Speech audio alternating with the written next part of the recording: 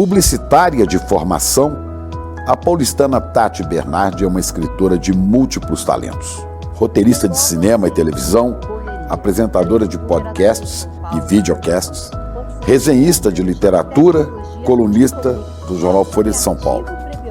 Autora de uma dezena de livros, entre eles o best-seller Depois a Louca Sou Eu, que foi para as telas do cinema. Criou a série e fez o roteiro de Meu Passado Me Condena, um blockbuster que levou milhões de espectadores aos cinemas do Brasil. Nascida em 1979, uma estudiosa da psicanálise, mãe de uma filha, ativa nas redes sociais, Tati é dona de um estilo original e irreverente. Cronista e contista, quase sempre com humor cortante, expõe na escrita sua vida e personalidade. Segundo ela, é uma forma de rir de si própria.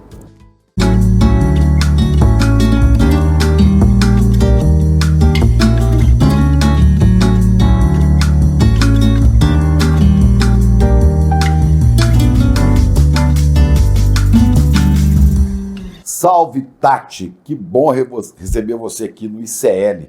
Estou muito feliz com o convite, obrigada. Você já acompanhava algumas coisas do ICL? Acompanhava, sim. Fiquei com medo de perguntas de política.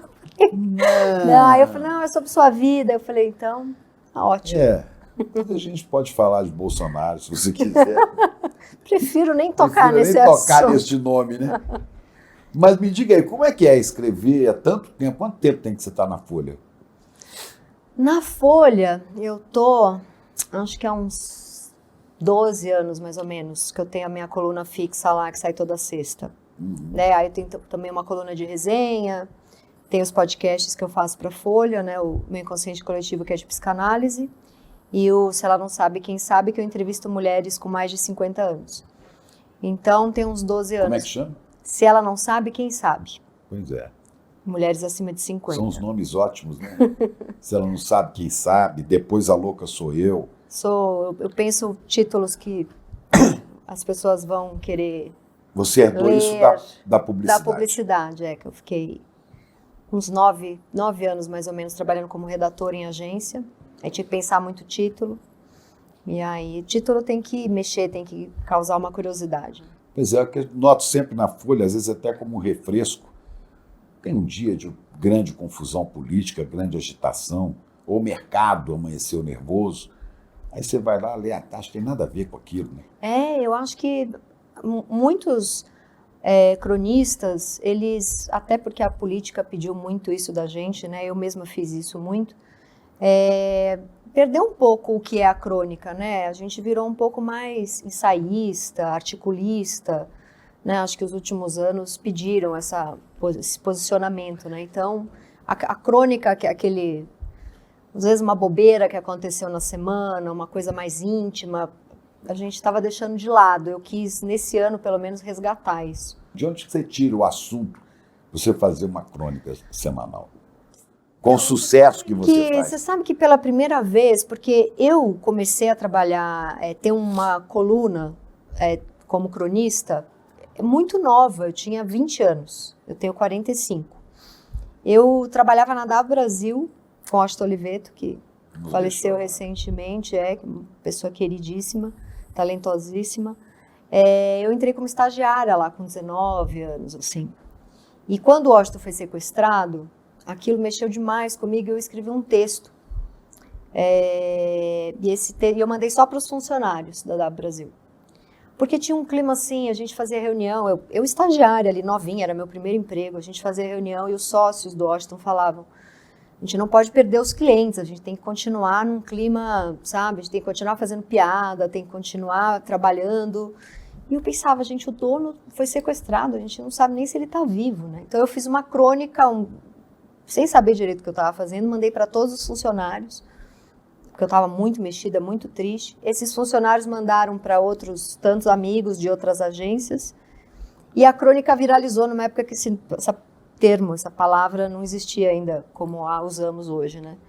E o texto foi traduzido para um monte de jornal de outros países e É mesmo? revistas. Eu preciso conhecer esse texto. É muito antigo, eu nem acho que é bom, É mas... encontrável na internet? Sim, eu acho que chama 53 Dias Sem Washington Oliveto, uma coisa assim. E aí a Trip me chamou para ter uma coluna online, a TPM, na verdade. Então eu comecei a ter coluna com 20 anos. Então eu escrevo coluna há 25 anos.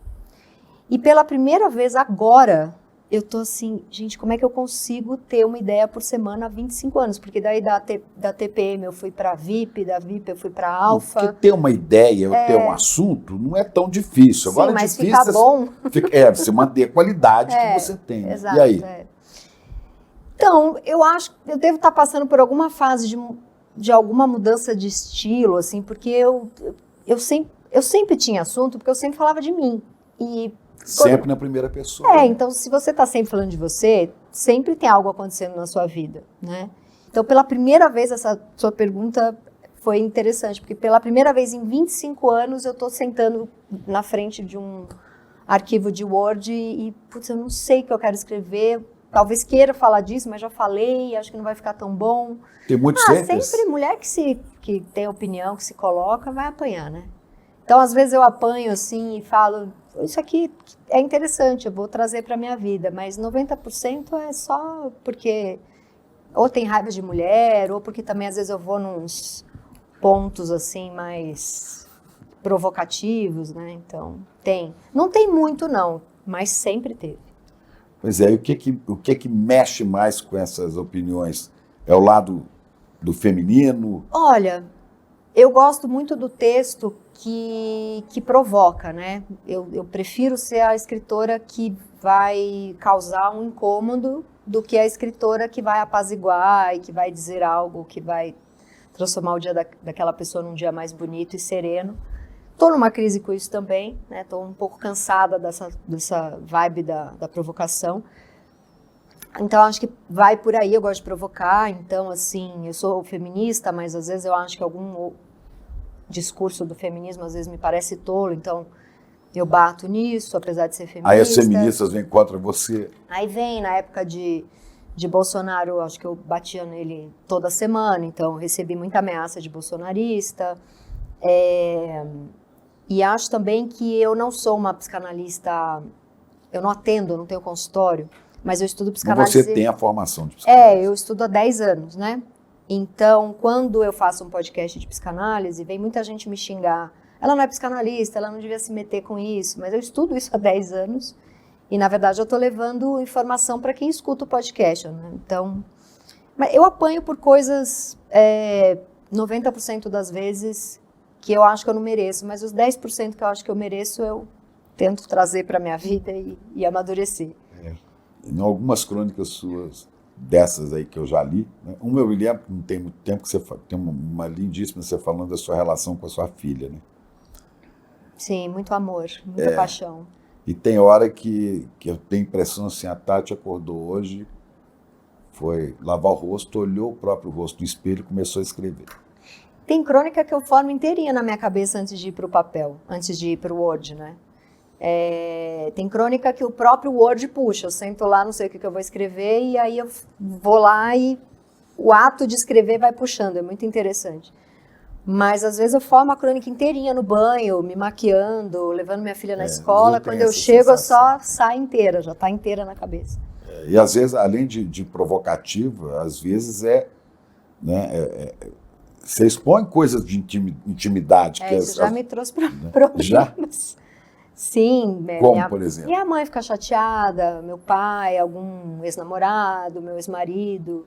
Você expôs aquilo, aquela briga, isso traz. Aí eu falo, bom, é minha vida, é minha história, eu tava lá, eu vivi, eu escrevo em primeira pessoa, então tem sempre essa negociação. Mas os leitores gostam, né?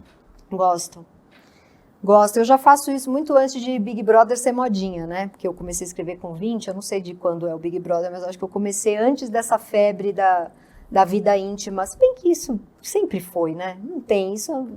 Sempre, a gente sempre ficou curioso para saber. Então, acho que... Mas eu não faço O que eu acho é que hoje em dia, com as redes sociais, os influencers, né, eles fazem pela fama. Porque ficou entendido que se eu mostrar minha vida, minha rotina de exercícios, minha rotina com o meu filho, minha rotina com o meu marido, vou ter mais seguidores e vou ser um influencer. Então as pessoas hoje fazem isso pela fama. Eu muito lá atrás fiz pelo um prazer artístico mesmo. Eu queria me narrar. Eu queria... Quase uma terapia, né? Também. Quase uma análise que você... Sim. Conta de você. Sim. Eu sempre tive esse prazer muito grande em narrar as coisas que eu penso, porque, enfim, eu acho que pode ser... Os outros podem se sentir menos sozinhos. Ela tem essa maluquice, eu também tenho. E aí vai... Sabe, essa necessidade de me comunicar para me sentir menos sozinha e que os outros se sintam também. Acho que vem daí.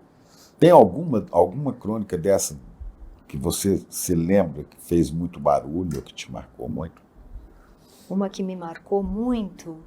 Teve uma que me marcou negativamente muito e que é uma coluna que eu me arrependo. É a única coluna que eu escrevi na vida toda que eu me arrependo. Eu tinha uma coluna na revista VIP e eu escrevi uma vez uma crônica sobre mulheres inimigas do banheiro feminino, uma coisa assim, que as mulheres iam lá, ficavam se maquiando e super simpáticas e, na verdade, tinha uma atmosfera de competição e raiva, que eu acho que é uma coisa que a gente aprende desde pequenininha. Hoje em dia isso mudou, mas eu venho disso, né, desse patriarcado muito forte que ensina que mulher é inimiga de mulher, né? Então acho que eu escrevi uma crônica, ela é muito antiga, ela tem mais de 15, tem muito tempo, eu devia ter 20 e poucos anos, né? Essa é muito ruim, eu acho que é uma crônica extremamente machista. Eu não tinha lido... Mas é verdade ou não? Não. Não, né? Não é verdade. É verdade que a gente tem raiva dentro da gente, igual todo mundo tem, né? Homem tem raiva, mulher tem raiva de homem, mulher tem raiva de mulher. Mas talvez esses conflitos surjam porque eu tenho essa impressão, né? A mulher trabalha mais a subjetividade. Exatamente. Né? O espírito feminino é mais profundo. Sim. O homem não, você tem amigos, você nunca expôs nada de sua vida. Você tem amigos que você fica ali jogando carta, falando bobagem. Mais intenso, né? E por ser mais intenso, mais os verdadeiro, os conflitos às vezes são mais intensos também. Mas eu trabalhava em agência de publicidade e tinha essa atmosfera de mulher é complicada de trabalhar, mulher é difícil, é melhor trabalhar com homem, é melhor ter chefe homem, mulheres são inimigas. Tinha muito mais homem, os cargos de poder naquela época era sobretudo dos homens, né? E as mulheres eram as difíceis de trabalhar, as histéricas, então a gente era muito jogada uma contra a outra, sabe? Então essa crônica é um pouco fruto dessa época, então essa específica eu tenho vergonha. Agora, tiveram outras que foram muito provocativas, assim. Eu lembro que teve um namorado que eu fiz uma crônica chamada Doçurinha, porque ele era um cara safado que tinha um monte de mulheres, assim, enfim, era um cara muito comunicativo, sedutor, mineiro, e tinha várias paqueras e namoradinhas, e ele sempre trazia de Minas um doce que chamava Doçurinha, que ele trazia do interior. Doçurinha. Nunca vi. E aí eu fiz uma crônica falando do Doçurinha, que trazia o docinho, que era o Doçurinha, mas que na verdade não valia nada, né? E hoje em dia é um grande amigo meu. Mas na época ele enlouqueceu, me ligou, vou processar você. Então eu tenho algumas lembranças engraçadas. Assim. Hoje ele é seu amigo. Hoje é muito amigo. E hoje hoje traz mais doçurinha para você. Ele é uma doçurinha. E hoje em dia ele conseguiu, eu adoro essa história, hoje em dia ele conseguiu fazer o que ele sempre quis, só que de um jeito que todo mundo sabe. Ele é casado com 3 mulheres. E isso é público e ele é polígamo assumido. As 3 sabem, não é casado, né? Mas ele vive um relacionamento já... Não moram juntos? Não, eles moram tudo meio perto, as 3 mulheres são amigas entre elas e elas também têm liberdade, de repente, de sair com outras pessoas, mas ele já está há muito tempo com essas 3. Então ele vive o que ele tentava fazer na época que ele não explicava. Ele não é mineiro, ele é árabe, deve ser um califa, um negócio desse, né? Ele é esperto também. E você, quando você descobriu essa... Eu falei, isso muito tempo atrás, né? Eu falei, eu não sirvo para isso, eu sou extremamente monogâmica, então vamos ficar amigos e a gente é muito amigo. E aí vocês conseguiram manter essa amizade. Sim. Né? Mas isso aí são as crônicas que você já fez, né? Alguém já tentou te processar por alguma coisa de... Assim, eu adoro, né, aquela frase que corre em segredo de justiça, né? Mas eu hoje vivo 2 processos, mas não é de pessoa física. Eu vivo, eu posso dizer assim, um processo é por causa da época das eleições, né? E aí, enfim, fui Mas é de processada. algum político? Não é especificamente de um político, mas é de pessoas que se juntaram para dar a entender que eu fiz campanha política nas minhas redes sociais só porque eu dava a minha opinião ali, né? Mas isso é legítimo. Você pode falar de política nas suas redes Exatamente. sociais e assumindo posições. Mas acharam alguma brecha na lei para dizer que eu não podia, estava numa festa. Tinha um monte de seguidores. E tá fiz tudo um bem. L numa festa com outros amigos e fui processado, uma coisa bizarra. Agora é E o outro processo tem a ver com uma escola, que eu escrevi sobre ela numa crônica, e então não tem pessoa física, mas a minha coluna me traz alguns processos. Pois é, agora é curioso que muitas vezes esses ataques vêm exatamente dessa coisa terrível que virou a extrema-direita no Brasil. Uhum. Esses fascistoides. Exato. Né? Aqui no ICL, né, tem deputado processando o ICL, e individualmente eu tenho 3 processos, tá? E tudo vindo da extrema-direita. Eu descobri, Tati, que a jogada desse pessoal é nos amedrontar, nos inibir, Sim. nos dar trabalho, né? Sim. Não, eu já recebi coisas medonhas de sei onde você mora, sei quem é sua família, isso na época mais forte das eleições. E vindo da extrema-direita. Sim, sempre extrema-direita. Que é uma coisa terrível que a gente está vivendo. Né? Sempre.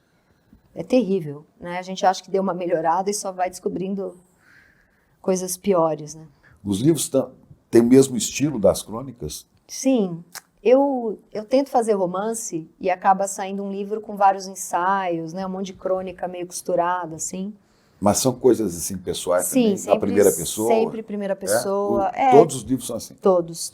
Às vezes eu coloco que o nome da personagem, por exemplo, eu tenho um livro que chama Você Nunca Mais Vai Ficar Sozinha, que eu escrevi quando eu estava grávida da minha filha, que a personagem chama Karine, mas eu escrevo em primeira pessoa, como se eu fosse a Karine. E a Karine tem ali uns 70% de história minha.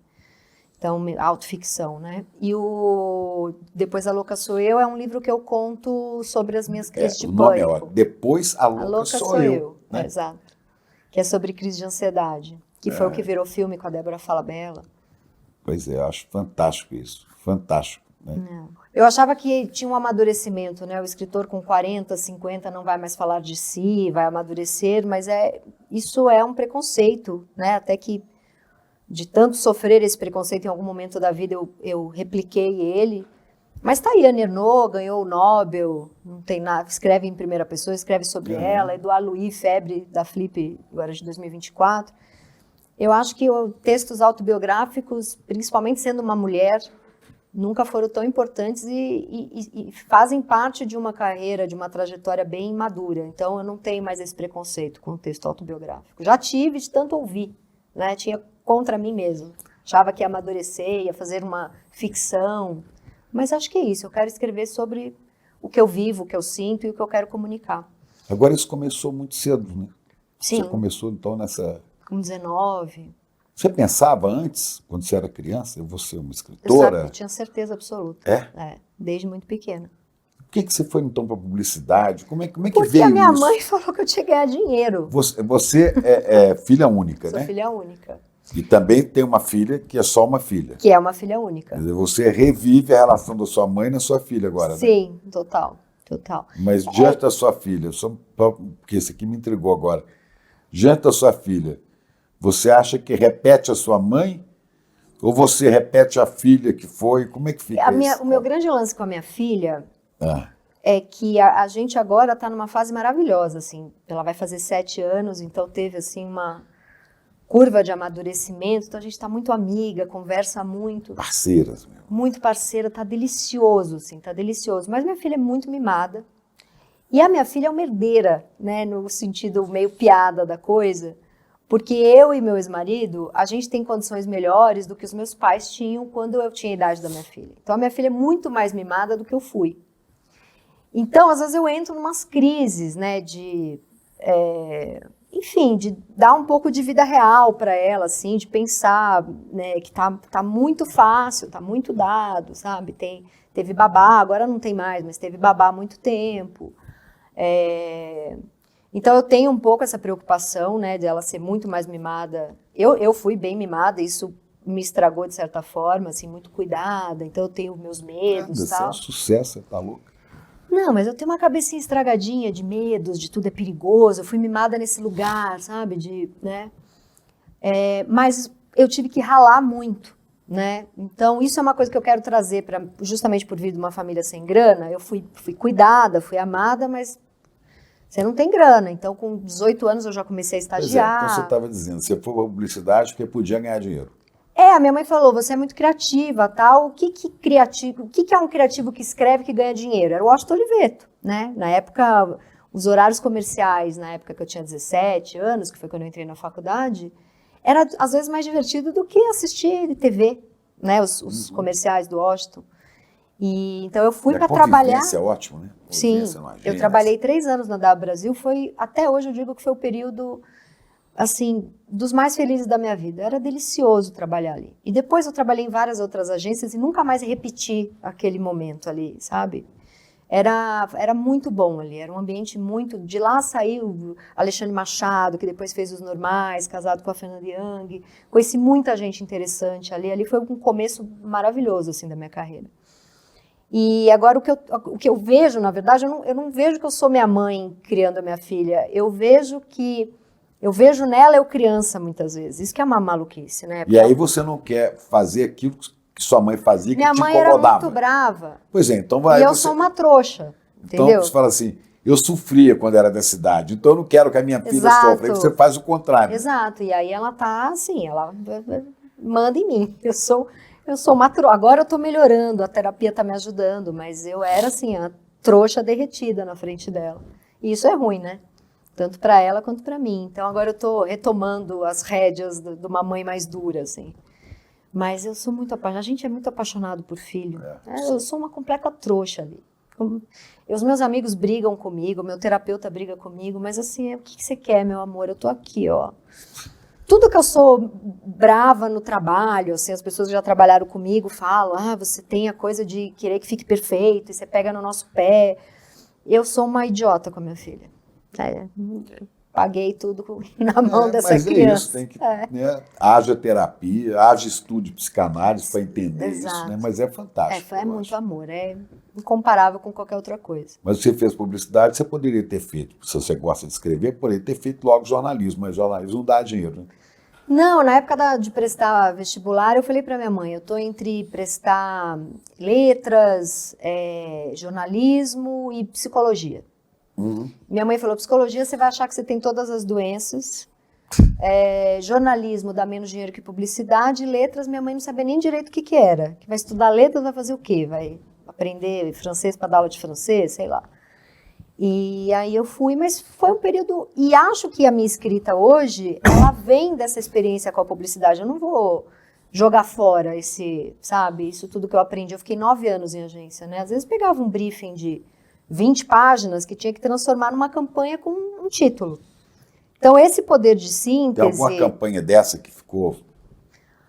eu participei de milhares de campanhas, não deu tempo de eu crescer, virar uma diretora de criação, né? Então, eu participei de milhares de campanhas que foram premiadas, tal, mas como uma colaboradora, né? Uma coisa minha, assim, não, porque... Não. Porque muito rápido eu entrei com 20, saí com 28, 29, né? A hora que começou a ficar sério, enquanto eu era estagiária, eu me divertia, redatora júnior. A hora que eu comecei a ter cargos que vinha a responsabilidade mesmo, eu falei, eu não quero virar à noite para fazer campanha de banco, sabe? Eu quero escrever filme, aí eu saí fora. Você não acredita muito no banco, né? Você sabe bem o que é o banco, né? Não, eu não queria virar à noite para deixar uma gente milionária e eu só sem tomar banho, né?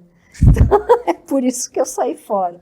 E eu queria trabalhar como artista, sempre quis escrever, né? Então, a hora que eu juntei um dinheiro, eu mandei um beijo lá pro que minha mãe achava e já podia me sustentar. E aí eu entrei na Globo, com a ajuda do Alexandre Machado, que eu conheci na W Brasil. E na Globo você foi fazer roteiro? Aí fiz novela, fiz série, fiz um monte de coisa. Fiquei 13 anos na Globo. No ar nunca, né? Sempre nos bastidores. Sempre nos bastidores, Eu fui entender que eu não queria aparecer a minha cara, eu queria aparecer meu texto, né? Eu fui entender que eu gostava de aparecer quando eu criei um podcast chamado Calcinha Larga, que foi um sucesso durante a pandemia. Calcinha Larga. E por que Calcinha Larga? Porque eu fui fazer um teste no Saia Justa e não passei, fiquei puta. E aí eu tirei um sarro do saia justa e fiz o calcinha larga. Porque, então saia justa e calcinha larga. porque assim, a calcinha é mais íntima que a saia, só que em vez de ser justinha, é largona, que a gente fala debochado, entendeu? E aí eu criei esse podcast, na pandemia foi um sucesso, ficava entre os primeiros, mais ouvidos do país, assim, e aí eu percebi que eu gostava de ficar falando, não era ainda a minha cara, mas já era a minha voz, né? Não era só bastidor. Aos poucos você vai aí eu saindo fui, da toca. Exato, começou ali. Mas hoje você tem... Aí eu fui pro videocast, aí apareceu minha cara pela primeira vez. Que você já entrevistou aí mais de 100 pessoas, né? Sim, muito legal o videocast. Sempre escritores? Não, vai artista, vai atriz, vai ator, vai... alguns escritores foram, cantores, algumas celebridades, assim, de influencers bacanas. Assim, eu tenho que topar quem vai, né? Não vai gente que eu não gosto. Então, quando vai, assim, uma dessas celebridades de redes sociais, é porque a pessoa é muito interessante. Então, mas tem de tudo.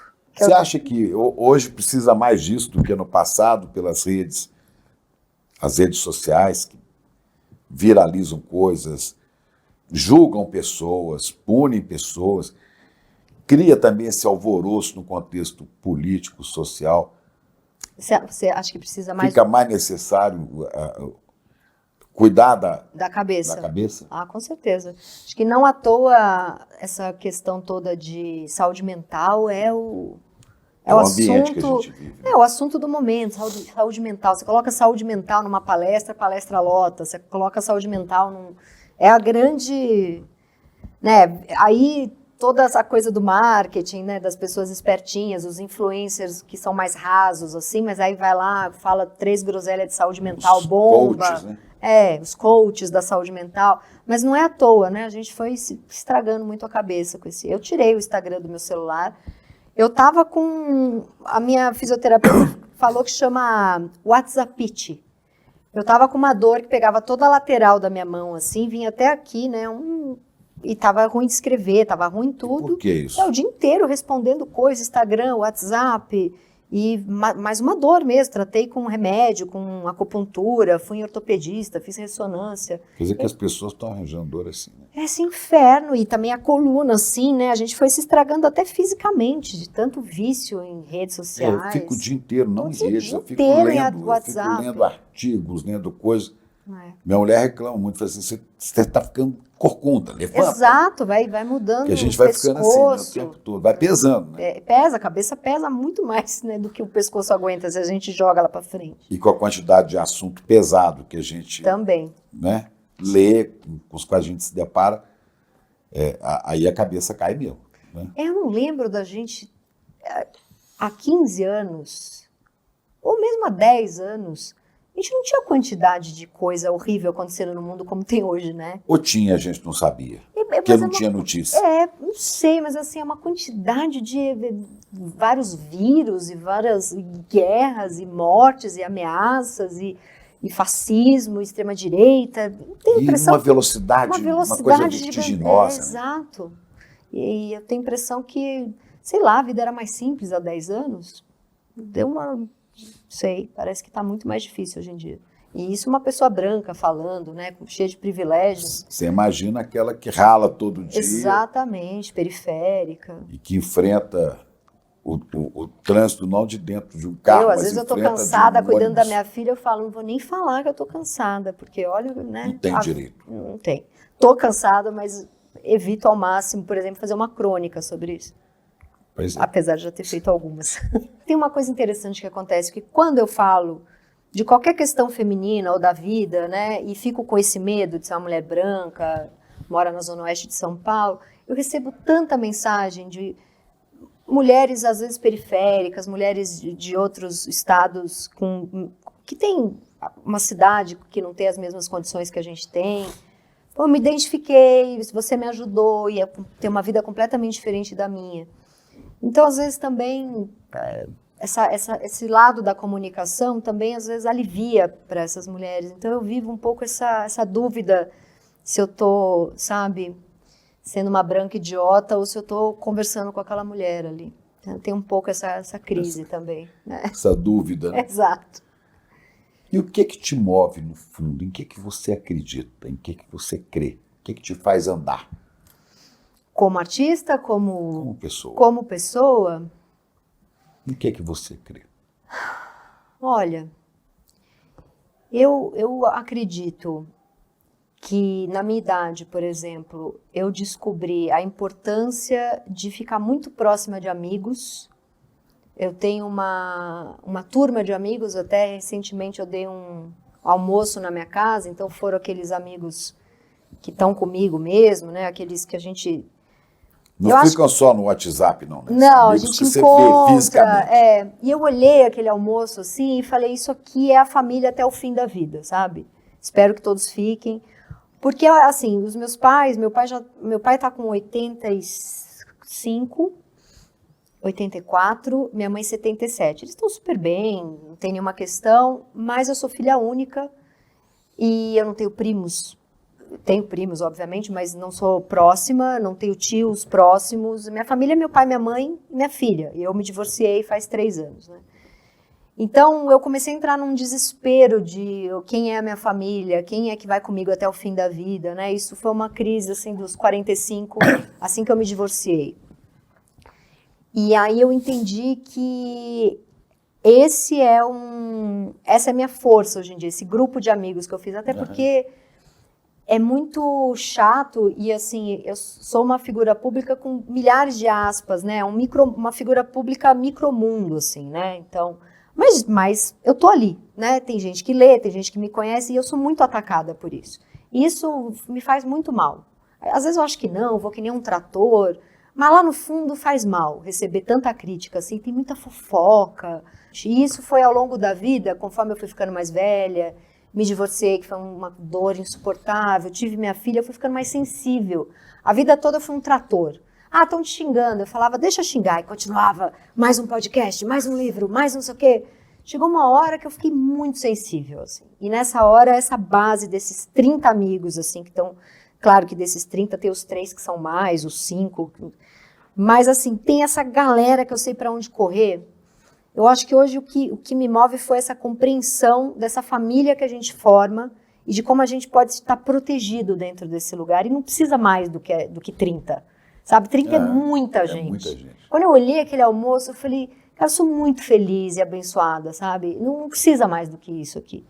Então, acho que hoje é isso, é a minha filha e isso, sabe? E a expectativa aí de um amor que eu ainda não desisti. Agora, essa coisa de escrever coisa... O que me move é escrever. É porque tentei falar, assim, depois da minha filha, a coisa mais importante da minha vida é escrever. Mas é que eu tentei não falar disso. Mas com certeza o que me tira da cama é saber a próxima coisa que eu vou escrever. Pois é, agora esse escrever tem um sentido, tem uma função para as outras pessoas, não para você se expor. Olha, tem uma cena que aconteceu comigo esse ano e que, assim, eu olhei e falei, é por isso que eu escrevo, assim. Que o meu escritor preferido, já de uns 5 anos para cá, um escritor francês que chama Édouard Louis, que veio aqui na Flip de 2024 e foi uma febre, tá todo mundo lendo ele, mas eu descobri ele muito antes de todo mundo, até tenho ciúme. E que é um escritor francês que nasceu numa cidade, uma cidade operária, família muito ignorante, sofreu muito preconceito por ser gay, era muito pobre e ele conseguiu estudar e ascender intelectualmente, financeiramente, que é um pouco a mesma história da Anne Ernaux, ele é inspirado pela Anne Ernaux. E eu sou fascinada por ele, eu vim da Zona Leste de São Paulo, vim de uma família extremamente inteligente, eu acho minha mãe genial, mas foi uma mulher que não pôde estudar. Meus avós tiraram a minha mãe da escola porque ela tinha que trabalhar, fazer enxoval e casar. Então, a professora foi na casa dos meus avós falar, ela é a aluna mais brilhante que a gente tem. Meus avós, não, mas já tá bom. Ela vai casar. Ela vai casar e vai trabalhar, botaram ela para trabalhar numa loja de sapato. Então, tiraram minha mãe da escola, ela estava no ginásio. E mesmo assim, é uma mulher brilhante. Então, eu venho dessa família que não pôde estudar, uma família sem grana, então eu me apeguei demais ao Édouard Louis. Os livros dele mexeram muito comigo.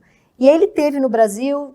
Fizeram um jantar para ele, eu fui no jantar, estou sentada ali com ele, com meu inglês meio macarrônico, mas a gente se entendendo.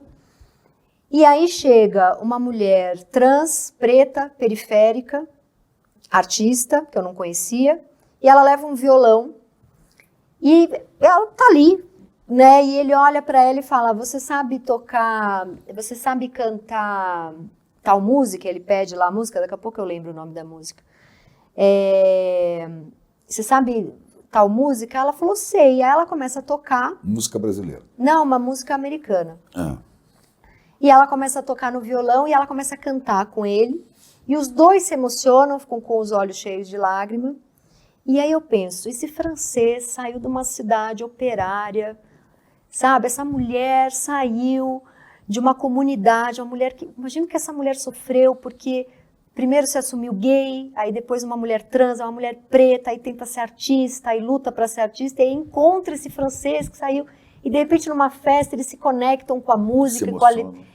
Eu olhei aquilo e falei, isso é tão lindo. E aí eu vejo que o meu texto, por exemplo, qualquer lugar que eu vou, alguém, ou os podcasts também, mas principalmente os livros e as crônicas, as pessoas vêm falar comigo. Eu estava péssima quando eu me separei e um texto seu fez eu entender o que eu estava passando. Eu fui recentemente para Lisboa e uma portuguesa me parou na rua. Você me salvou durante a pandemia com o seu podcast. Eu estava numa baita depressão e você fazia piada com não sei o quê, não sei o quê, não sei o quê. Então eu acho que isso de você mexer com alguém que você nem sabe quem é, que está em outro país, lá, que está em outra cidade, sabe? Então eu acho que isso é o grande lance da coisa toda. Sem falar exatamente de política, nem de partidos, mas você falou aí de uma mulher preta, de periferia, né? Trans, pessoas que são vítimas de todo tipo de violência no Brasil. Sim, né? sim. E o Edouard Louis foi vítima também, porque era gay, numa cidade extremamente machista, foi estudar, então sofreu críticas por ter saído desse lugar, abandonado a família dele para estudar. Chegando em Paris, sofreu todo tipo de preconceito, foi estuprado, ele passou por várias violências, foi garoto de programa durante um tempo e sofreu muito abuso nessa época. Só que assim, é um francês branco, uma preta da periferia, uma mulher trans, eles se encontram e se conectam, não precisam dizer nada, se olham e começam a chorar, sabe? É muito bonito a arte. Muito forte. Você escreveu isso? Não, eu preciso fazer essa crônica. Uma crônica legal. Foi muito bonito. Pois é, mas sem falar exatamente de política, a gente está tratando desse tema, está subjacente, né? Sim. Você acredita no Brasil? Você acha que isso tem melhorado? Como é que está na sua cabeça? Eu tenho muito medo desse crescimento do fascismo, né, da extrema-direita. Eu fiquei arrasada que o Trump ganhou. No mundo inteiro, né? Acho que para além, né, eu lembro que eu estava naquela lista dos detratores, né? Logo que o Bolsonaro ganhou, tinha uma lista dos detratores, né? E o meu nome estava ali. Eu frequentei essa lista também. E um monte de amigo meu me ligou para dar parabéns, enquanto isso minha mãe estava vendo cidadania portuguesa para mim, porque se tiver golpe, e a gente chegou muito perto de ter, né? Então eu me preocupo muito, principalmente assim, o Trump ganhando, o que vai acontecer com o planeta? Será que minha filha vai poder ter filho? Será que eu vou ser avó? Ou será que a gente vai explodir, sabe? Porque já estava assim, por um fio, e aí esse cara ganha, né? Então a gente não sabe o que vai acontecer com o planeta, né? Então eu tenho essa preocupação, mas a vitória do Lula me encheu muito de esperança, assim, sabe? Agora, posso ser muito de esquerda no programa? Posso. Pode, né? mas não de esquerda, eu quero que você seja você. Eu mesma. Eu fiquei muito triste que o Boulos perdeu, eu acho que a esquerda ainda precisa melhorar muito a maneira de falar com as pessoas, né? Eu acho que a campanha eu não gosto da campanha que o Boulos fez, eu acompanhei, assim, via muitas coisas, eu achava... Não gostava, fiquei muito triste que ele perdeu, ele é uma pessoa que eu gosto muito. Eu também fiquei. Mas eu acho muito triste quando a gente tem que pensar que quando aparece, por exemplo, um Marçal, é tão desesperador que a gente pensa, talvez um Tarcísio seja melhor, esse tipo de raciocínio... Isso é terrível, né? Me deprime, porque assim, aparece uma coisa tão pior, né? Que você fala, não, se for Marçal e Tarcísio, é torcer para Tarcísio, sabe? Essas coisas assim... Mas Tarcísio com derrite. Exato, mas o Lula tem muita força, né? Fez cirurgia, eu já entro em desespero, pelo amor de Deus, né? Eu acho que o PT tem que preparar quem vem depois do Lula, né? Precisa muito, para a gente poder continuar tendo essa força na esquerda. Mas eu tenho esperança, inclusive acho que já melhorou, né? Sem dúvida que houve a melhora depois dos 4 anos só de do destruição. Cavaleiro da Morte, né? Exato. Porque é da morte. É da morte. Tudo, a morte do outro, a tortura, a morte na Covid, Sim. a morte da natureza, E agora é torcer para não ter anistia. a morte né? das armas. Sim. Não haverá anistia. Já Deus está aí, quiser. já está no processo. Já está. Acho que Fernanda Torres está fazendo sucesso na hora certa com esse filme E eu acho que fala muito justamente importante, sobre né? ditadura. E é muito importante porque muita gente vai perdendo Mais a referência. sucesso, né? Porque ela já faz muito. Mas... Eu vivi muito esse período da ditadura. Eu entrei no jornalismo em 71. Quer dizer, no começo ali do governo do Médici, uma coisa horrorosa, né? Foi o mais truculento Sim. dos ditadores. Acho que o mais truculento, sem dúvida nenhuma. E muita gente hoje, né, ameniza, fala, não foi tanto O meu assim, pai, né? ele é assim, os meus pais separaram por isso, né? Seu pai é bolsonarista. Meu pai é bolsonarista, minha mãe é mulher de esquerda, sempre foi petista. E só que isso não era. O bolsonarismo surgiu para dar nome para aquilo que a gente sabia que a pessoa tinha de errado e não sabia direito o que era, né? A pessoa é machista, aquela pessoa. Aí vem o bolsonarismo, você fala. Antes do bolsonarismo ainda dava para conviver, né? Depois Exato, que aí deu nome para aquele incômodo, né? O meu pai, ele, assim, hoje em dia, claro, eu amo meu pai, foi um bom pai, mas o meu pai tem falas racistas, né? Enfim, acho que as pessoas da minha idade têm que conviver muito ainda com esses familiares, né? A gente, infelizmente, é fruto desses ambientes, assim. E o meu pai, acho que ditadura foi uma época boa, que tinha polícia na rua e que não teve nada de... Que bandido morria. Quem morria era bandido, não teve essa coisa de jovem estudante torturado. Pois é, mas aí o filme mostra isso traz, de um né? jeito. Ainda estou aqui, mostra e fala assim, tá vendo? É aquilo que aconteceu. Esse filme é hora certíssima para acontecer. Brilhante Ustra, tortura, isso é um absurdo, né? Eu estava revendo esses dias um mini documentário sobre o Dermi Azevedo. Você conheceu o Dermi? Não.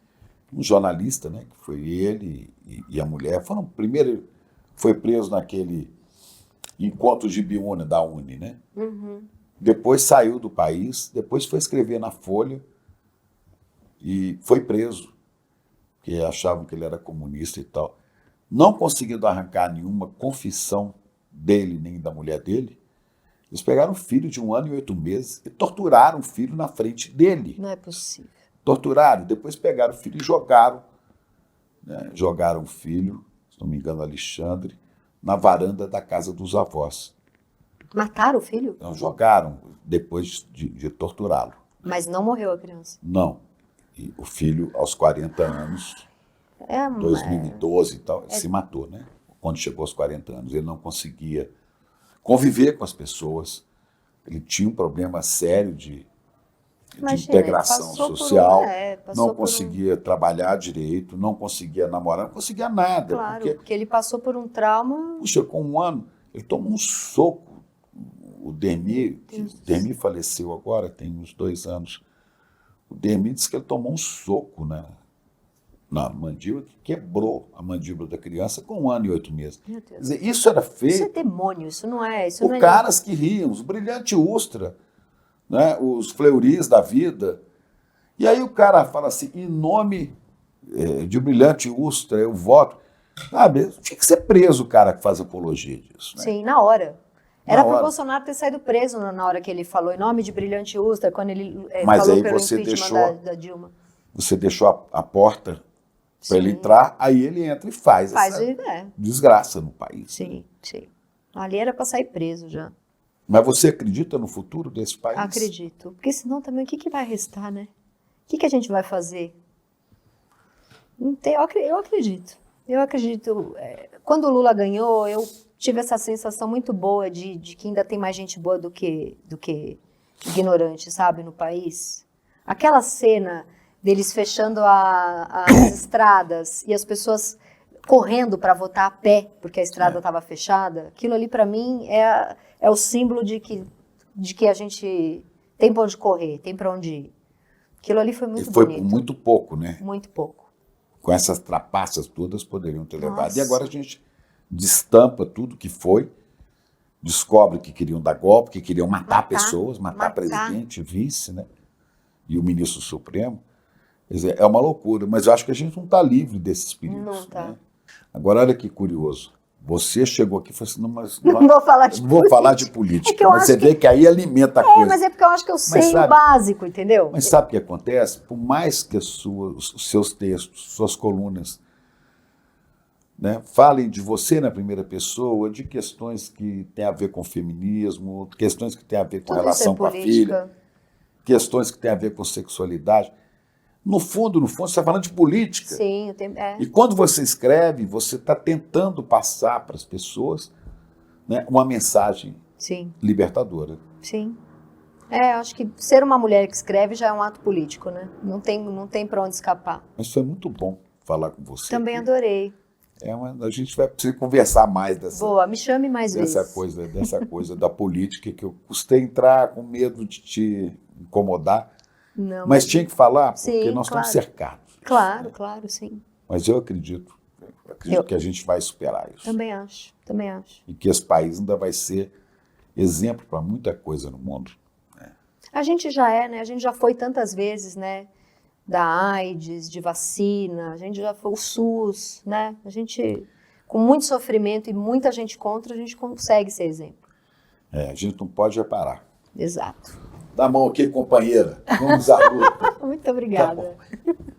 Uau, que evento foi o Mapa da Mina 2025. Dezenas de milhares de pessoas, eu sempre penso, né? É o equivalente a vários estádios de futebol completamente lotados, aprendendo de uma maneira super simples, super fácil o que está acontecendo nos mercados, o que está acontecendo na economia do Brasil e do mundo. E aprendendo também como elas podem navegar, seja com seus investimentos ou com seus negócios, nesses momentos de incerteza, nesses momentos de turbulência. Foi maravilhoso e os comentários não param de chegar. Era um evento que não teria replay, mas muita gente está pedindo para assistir de novo, para fazer mais anotações, né? Porque tem muitas informações, muitos gráficos, muitas tabelas que elas queriam ter anotado e também para chamar amigos e amigas para assistir. Se você quer aproveitar essa chance, a gente liberou o replay do Mapa da Mina por um período bem curto, mas dá para assistir ainda. E no final, as condições super especiais que a gente ofereceu para as pessoas para fazerem parte do nosso grupo, que é acompanhado diariamente nessa questão de finanças e investimentos, a gente vai permitir que você que assiste o replay tenha acesso às mesmas condições também. Se você quiser, é claro. Assiste o replay e tenha uma caminhada muito mais segura nesse mundo das finanças e dos investimentos.